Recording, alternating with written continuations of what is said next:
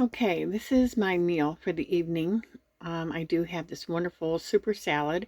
I did take a bite, but I thought, oh no, I need to share this. It's a lettuce base, and then there's a little bit of kale mix in there. Then I chopped up some bits of broccoli florette in little pieces, which you can probably see if I get a little bit closer. And then there is one green onion chopped up, but then a little bit of extra onion that I had left over from another salad I made yesterday. Then there's um, cucumber and celery and carrots. And then I also have some green olives with the pimentos. Those came pre-cut, which that's okay. And they have them in a jar, and it's kind of hard to cut those up. So I use them for another recipe, but I figure I'm going to stick them on top of this lettuce because it just tastes really good. And then there's black olives on top of that.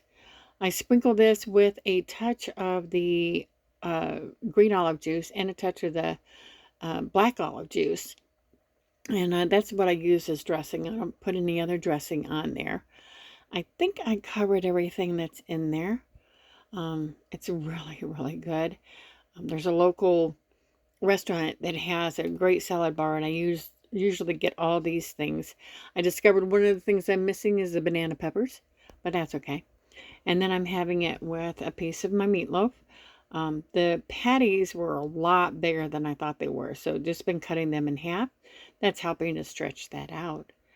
But if you were here, I'd give you half the salad and I'd pull out the other half of the meatloaf and warm that up for you. But unfortunately, you're not. But I hope that you enjoy this. I hope that you enjoyed my watching me make it. I was like looking at the other day with the meatloaf, and well, anyway, this is a good balanced meal, and I hope everybody is doing okay. Please give me a thumbs up. Help my channel to grow, please. Otherwise, I'm going to dig in. Hope you all have a good day and take care.